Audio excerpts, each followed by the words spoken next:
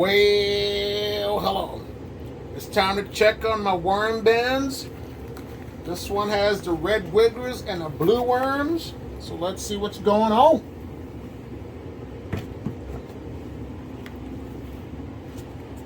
There's a few that are on the side over here.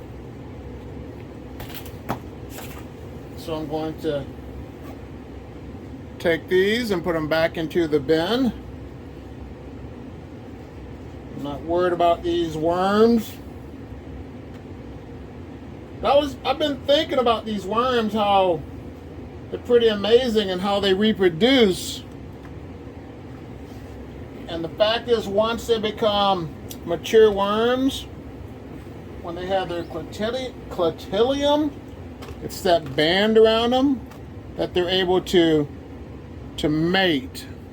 I don't know if you can see it on there, but they have a clatilium. It's a flat bump, but earthworms have a larger clatilium. But the thing about them is, I don't get how they can be blind and find a partner to mate with. And it's crazy too that they're hermaphrodites, which is they're both species of males and females. So they have both reproductive systems. I think that's really fascinating. But these castings are nice. So I'm gonna have to prepare them some bedding. But yeah, when it comes to like I said, worms in general, they're just really amazing how they can do that. But what I'm gonna do, I'm gonna feed them and also give them some fresh bedding so they'll be happy.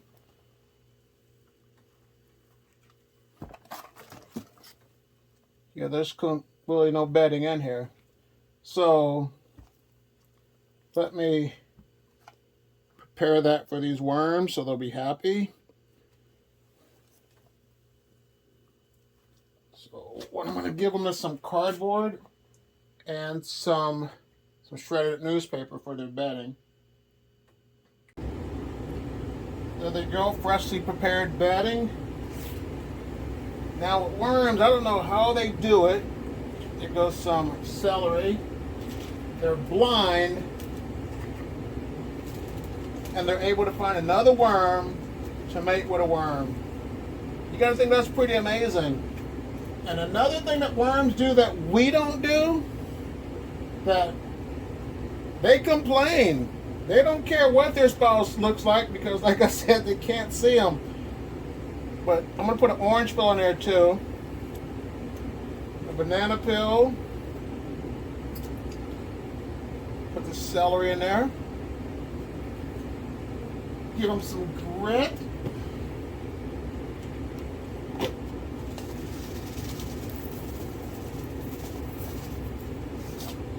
And I'm going to give them some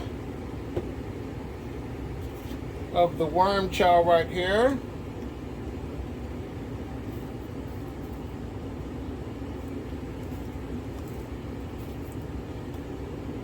Get my cover sheet and cover it up with some bedding.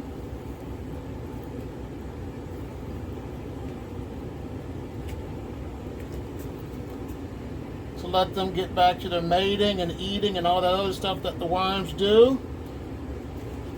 And call this bin good to go. So now it's time to go look at my Euros. Alright, here's my first worm bin with the Euros. European night crawlers. You're all inside there.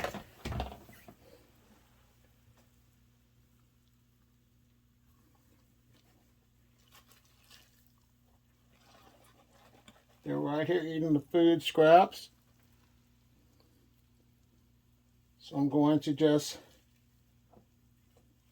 not really do too much to them.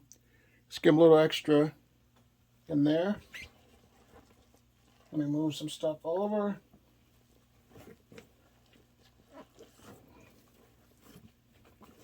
Let me get the celery.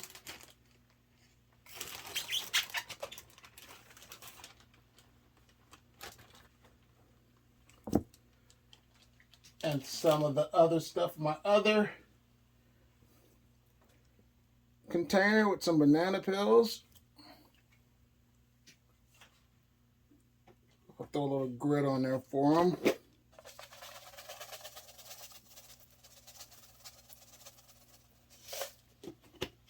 Give them a little bit of the worm chow. It's just my flaxseed and oatmeal combined mixture. Sprinkle that on top.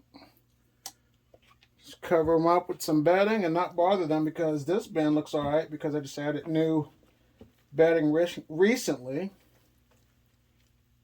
So let them get back down to business. Now let's look at my other worm bin with the Euros. Now this European bin has worms that try to chill out on the side. And I think what I said in my previous video is because they are higher up, closer to the heat. So that's why they might be migrating up. But I knew they were going to be there. Like I said, they are all on the sides. I might move them downward so they don't have the urge to even think about climbing up on the sides. What I do, I just check my lids, throw them all back into the worm bin. It's no biggie. I like it better when you expect this to happen, because you won't be shocked if the worms are doing this. But like I said, it's no big deal. All you have to do is just throw them back into the side.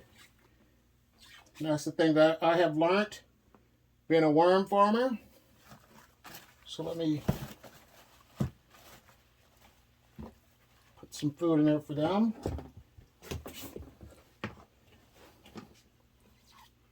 Don't want to crush them on the side because I'm using that to support a little bit of my weight. But yeah, like I said, just throw them back in the bin. It is no big deal. But I think it's always better when you have the heads up that these worms are going to do that. Slide it down some more. Whoop. There we go. Okay.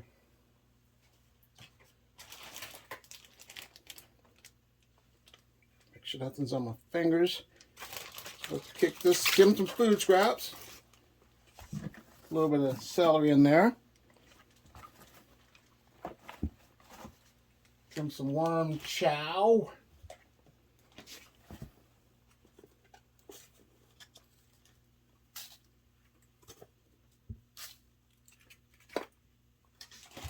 Let me throw a banana peel in there.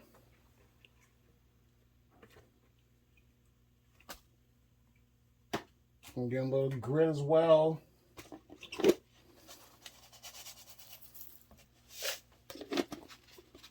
So there they go. I'm going to take a few minutes to put these suckers back into their bin and not bother them for another week. So now let's look at my mixed worm bin. The diversity and inclusion worm bin has red wigglers, blues, and Euros. And they're not trying to get out. It's just basically that one bin with more of the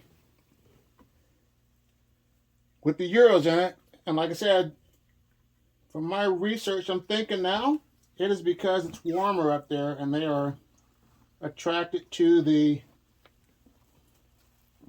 warmth, and that's why they're migrating up. And they only do that during the winter. And you're like, no duh, AJ, it's warmer up there. But that's what I'm thinking, and I'm going to stick to that. But yeah, that's my Euros, and they're happy. I mean, Euros mixed with the reds and blues. But I want to give them some food.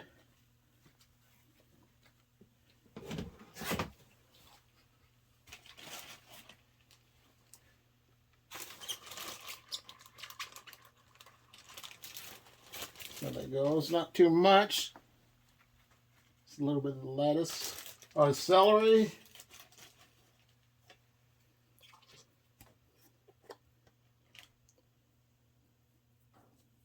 Some worm chow right there. I'll give them a few more eggshells.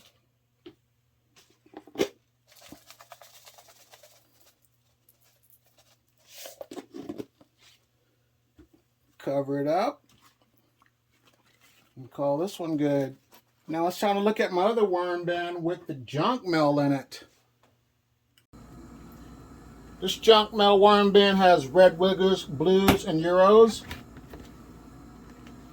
And there's a lot of mold in here. So that's pretty crazy how there's mold right there. What I'm going to do is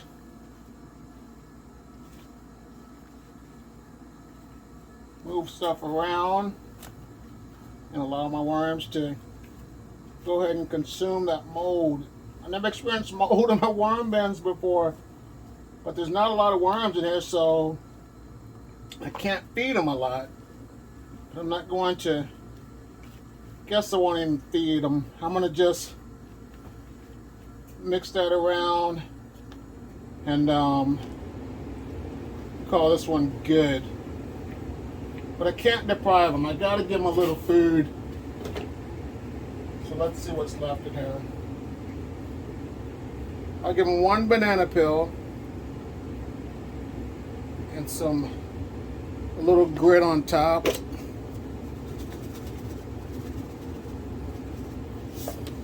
I'll cover this one up. But I got one more worm bin that I got to show you guys. I changed some things up and things happen in life, so I said I wasn't going to do it. It was going to end. But here goes that other worm bin. The worm bucket, I couldn't end it. I had to keep it going. I hate to have a bin not active when I have worms. But this one here, I just do some red wigglers, or not red wigglers, but some European night crawlers in. And I'm just going to just let this one build up and keep the system going, because I like this system. So I can't not have a bin not running without my worms being active in it. So I thought I was done with the worm bucket because I had so many worms, but I got to keep it going. That's about it for now. Here's a few other videos to learn more about worms. Like, subscribe, share, and have a great day. Bye.